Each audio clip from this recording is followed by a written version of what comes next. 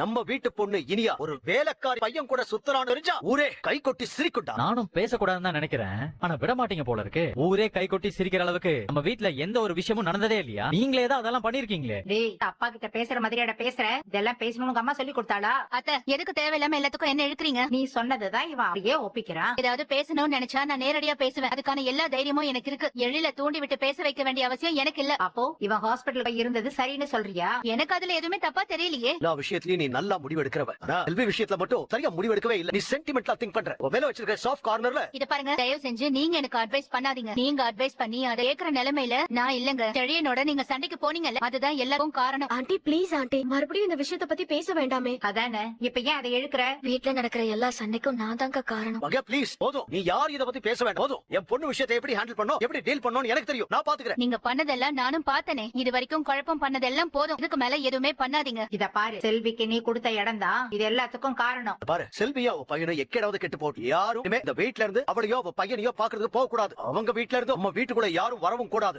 இத பாருங்க. ஐயோ ப்ளீஸ் சொல்லுங்க, இந்த வீட்டை விட்டு எங்கேயாச்சும்